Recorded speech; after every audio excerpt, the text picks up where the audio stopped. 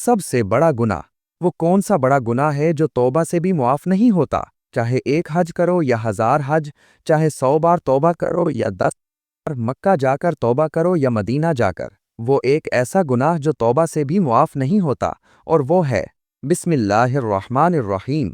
नाज़रीन, ये वाक़या उम्मत मुस्लिमा की गुज़श्ता कौम यानी बनी इसराइल के एक नौजवान का है जो बड़ा नाफरमान था, यहाँ तक कि शहर वालों ने तंग आकर उसे शहर बदर कर दिया। चलते चलते वो एक वीराने में जा पहुंचा। हालात की तंगी उस पर टूट पड़ी, खाना पीना खत्म हुआ, फिर बीमारी ने आ लिया, यहाँ तक कि नज़ा की हालत में गिरफ्तार हो गया।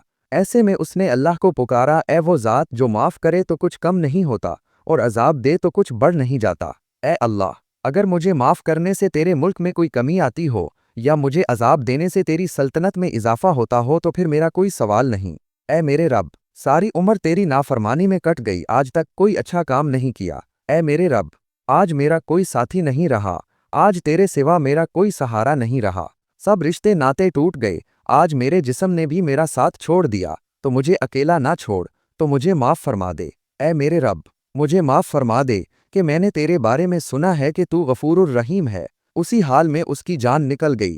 मुसीज़ अलैहिस्सलाम पर वही नाजिल हुई, ए मुसीज़, मेरा एक दोस्त फलां जंगल में मर गया है, उसके गुस्ल का इंतज़ाम करो, उसका जनाजा पढ़ो और लोगों में ऐलान कर दो कि आज जो शख्स उसका जनाजा पढ़ेगा उसकी बख्शिश कर दी जाएगी। चुनाचे मुसीज़ अलैहिस्सलाम ने ऐलान करवा दिया। लोग जंगल की तरफ भागे कि देखें कौन अल्लाह का दोस्त मर गया है।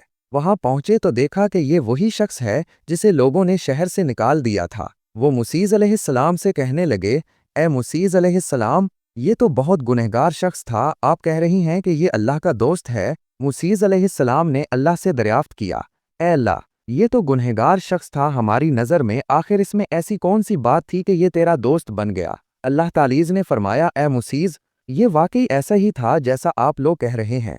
मैंने उसे देखा कि ये जलील होकर, फ़कीर होकर तन्हाई में मर रहा था। आज उसका कोई दोस्त यार नहीं था, कोई उसकी पुकार सुनने वाला नहीं था, ना ही उसकी पुकार का जवाब देने वाला। फिर उसने मुझे पुकारा, तुम ही बताओ, क्या मेरी गैरत ये गवारा कर सकती थी कि मैं भी उसकी पुकार ना सुनूं? मुझे मेरी इज्जत की कसम, अगर वो उस वक्त पूरी इंसानियत की बख्शिश की दुआ मांगता तो मैं सबको माफ़ फरमा देता। दूसरा वाक़या दरे नबी सल्लल्लाहु अलैहि वसल्लम की एक औरत का है जिससे ज़िना सरजद हो गया था। सही मुस्लिम में हज़रत सैयदना इमरान बिन हुसैन रज़ियल्लाहु अन्हु से रिवायत है कि कबीला जहीना की एक औरत अल्लाह के रसूल सल्लल्लाहु अलैहि वसल्लम की खिदमत में हाजिर हुई। उसे ज़िना का हमल था। वो अर्ज़ करने लगी, या रसूल अल्लाह सल्लल्लाहु अलैहि वसल्लम, मैं वो काम यानी ज़िना कर बैठी हूँ जिस पर हद वाजिब होती है, आप मुझ पर हद कायम फरमा दें। रसूलुल्लाह सल्लल्लाहु अलैहि वसल्लम ने उसके वली को बुलाकर इरशाद फरमाया, इसके साथ अच्छा सलूक करो और जब वज़ा हमल हो जाए तो उसे मेरे पास ले आना। फिर ऐसा ही हुआ, यानी वज़ा हमल के बाद वली उसे लेकर हाजिर खिदमत हो गया तो रसूलुल्लाह सल्लल्लाहु अलैहि वसल्लम ने हुक्म दिया कि उसे उसके कपड़ों के साथ बांध दिया जाए ताकि सर न खुले। फिर उसे रजम कर दिया गया। बाद अज़ां सरकार दो आलम सल्लल्लाहु अलैहि वसल्लम ने उस पर नमाज जनाजा पढ़ी तो हज़रत सैयदना उमर फ़ारूक रज़ियल्लाहु ताला अन्हु अर्ज़ गुज़ार हुए, या रसूल अल्लाह सल्लल्लाहु अलैहि वसल्लम, आपने उस पर नमाज जनाजा पढ़ दी हालांकि उसने ज़िना का इर्तिकाब किया था। इस पर हुज़ूर अनवर सल्लल्लाहु अलैहि वसल्लम ने इरशाद फरमाया, यकीनन उसने ऐसी तौबा की है कि अगर उसकी ये तौबा अहले मदीना के सर अफराद पर तकसीम कर दी जाए तो उन्हें भी काफ़ी हो जाए, यानी उनकी मग़फ़िरत हो जाए। और तूने इससे अफजल कोई तौबा देखी है कि उसने अपनी जान महज अल्लाह की खुशनूदी की खातिर कुर्बान कर दी? तीसरा वाक़या उम्मत मुस्लिमा के इब्तिदाई दौर के एक बुज़ुर्ग का है जिनका नाम हज़रत फ़ज़ैल बिन अय्याज़ रहमतुल्लाह अलैह है, जो कि बहुत नामवर मुहद्दिस और मशहूर औलिया कराम में से हैं। ये पहले ज़बरदस्त डाकू थे। एक मर्तबा डाका डालने की गर्ज से किसी मकान की दीवार पर चढ़ रहे थे कि इत्तेफाकन उस वक्त मालिक मकान तिलावत कुरान मजीद में मशगूल था।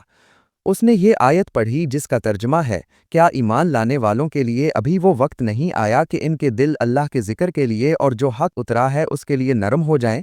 जूँ ही ये आयत उनकी समात से टकराई तो खशियतुज़्ज़ही से थर थर काँपने लगे और बेइख्तियार मुँह से निकला, आ गया मेरे रब, अब इसका वक्त आ गया।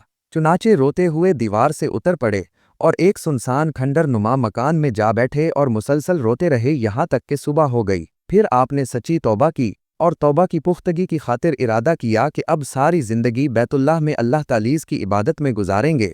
वहाँ इल्म हदीस पढ़ना शुरू किया, यहाँ तक कि अपने वक्त के बुलंद पाया मुहद्दिस बने। गुनहगारों की तौबा के ऐसे बेशुमार वाक़यात से तारीख भरी पड़ी है। माजी करीब में देखा जाए तो मशहूर पाकिस्तानी क्रिकेटर्स जो कि ग्लैमर की दुनिया में डूबे हुए थे, उनके रजू इल्लाह के वाक़यात भी नुमायां नजर आते हैं। एक अहम तरीन वाक़या मशहूर गुलकार जुनैद जमशेद का है, जिसने शोहरत की बुलंदियों पर पहुंचने के बावजूद गाना बजाना छोड़कर अल्लाह से ताल्लुक़ जोड़ लिया। आज अल्लाह ने उसे दूसरों की हिदायत का ज़रिया बना दिया है। कहीं नूह और लूत अलैहिमुस्सलाम जैसे अंबिया की बीवियां जहन्नम का ईंधन बन रही हैं, तो कहीं फ़िरऔन जैसे दुश्मन दीन की बीवी आसिया इस्लाम कबूल करके जन्नत में ख़त्मुल मुरसलीन सल्लल्लाहु अलैहि वसल्लम की ज़ौजियत का शर्फ हासिल कर रही हैं।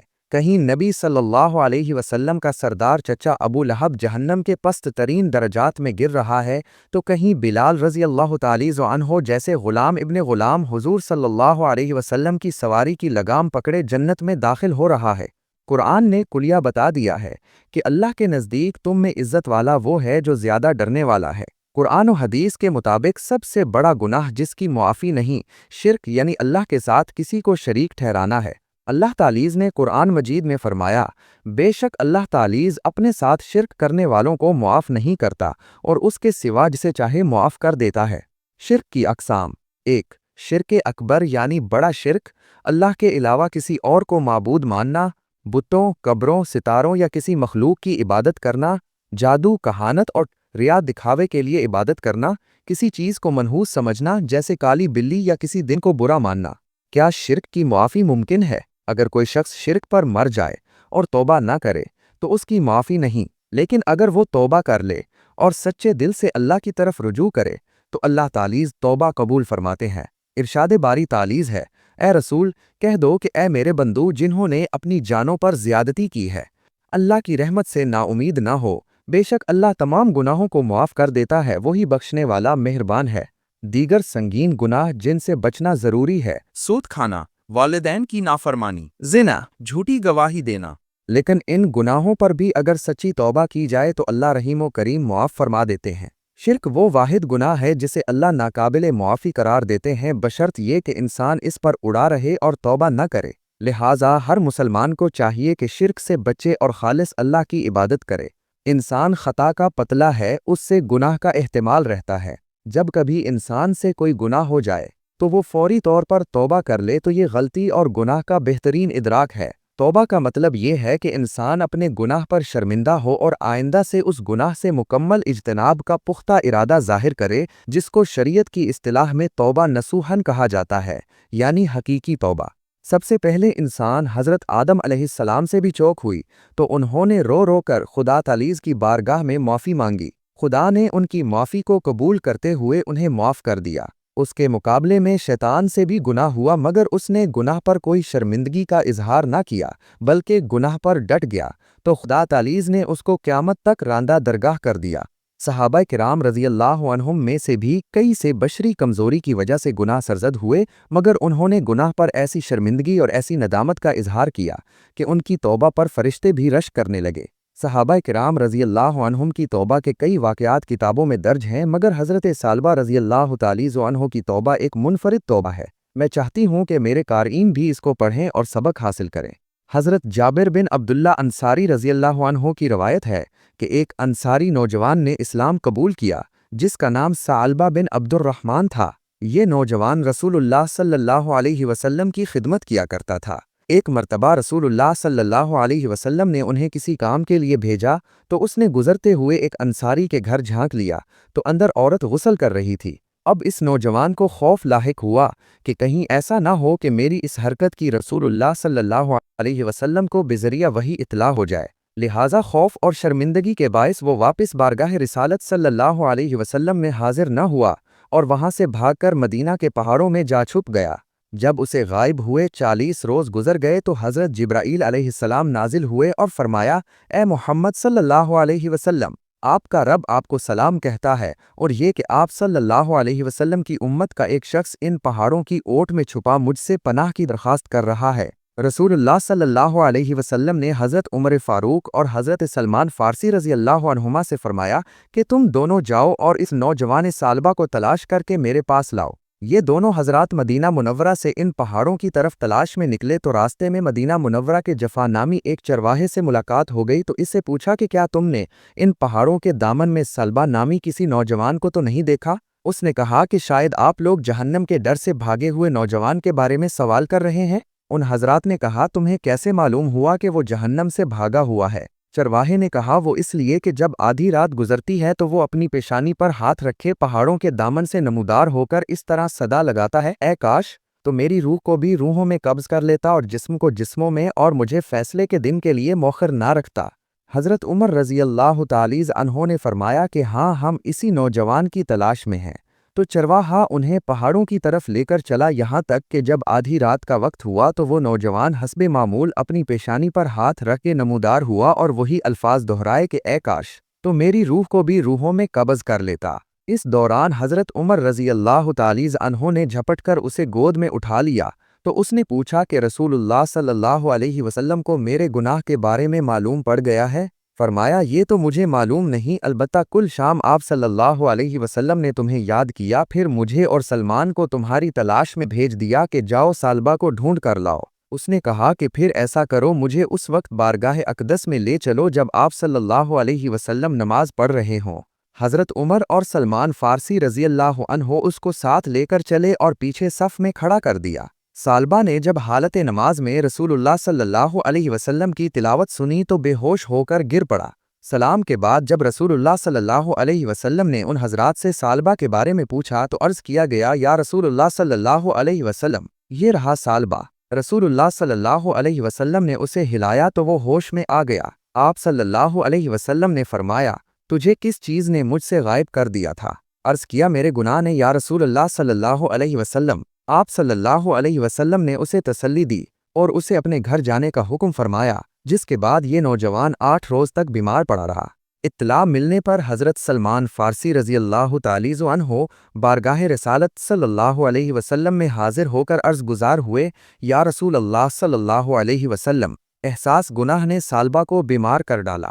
رسول اللہ صلی اللہ علیہ وسلم نے فرمایا چلو ابھی سالبہ کی عیادت کریں۔ آپ صلی اللہ علیہ وسلم اس کے پاس تشریف لائے اور اس کا سر اپنی گود میں لے لیا۔ آپ صلی اللہ علیہ وسلم نے فرمایا اس وقت تم کیا محسوس کرتے ہو؟ اس نے فرمایا یا رسول اللہ صلی اللہ علیہ وسلم مجھے ایسا محسوس ہوتا ہے کہ میرے جسم کے گوشت میری کھال اور ہڈیوں کو چیونٹیاں سی کاٹ رہی ہیں۔ آپ صلی اللہ علیہ وسلم نے فرمایا کوئی خواہش ہو تو بتاؤ۔ عرض کیا یا رسول اللہ صلی اللہ علیہ وسلم میرے رب کی طرف سے مغفرت کا پروانہ اور بس۔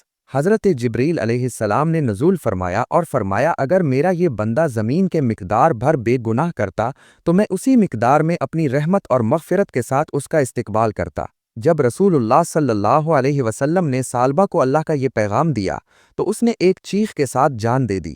رسول اللہ صلی اللہ علیہ وسلم نے سالبہ کی تجہیز و تکفین کا حکم فرمایا اور نماز جنازہ کے بعد اسے لے کر نکلے۔ ہم نے دیکھا کہ رسول اللہ صلی اللہ علیہ وسلم چلتے ہوئے انتہائی احتیاط کے ساتھ پورا پاؤں زمین پر رکھنے کے بجائے پنجوں کے بل چل رہے تھے۔ تدفین کے بعد رسول اللہ صلی اللہ علیہ وسلم سے اس کی وجہ پوچھی گئی تو آپ صلی اللہ علیہ وسلم نے فرمایا قسم ہے اس ذات کی جس نے مجھے سچا نبی بنا کر بھیجا۔ وجہ یہ تھی کہ سالبہ کے جنازے کے ساتھ چلنے کے لیے آسمان سے اس قدر فرشتے نازل ہوئے کہ زمین پر پاؤں رکھنا مشکل تھا۔ اللہ تعالیٰ ہم سب کو ہر قسم کے گناہوں سے بچنے اور سچی توبہ کرنے کی توفیق عطا فرمائے۔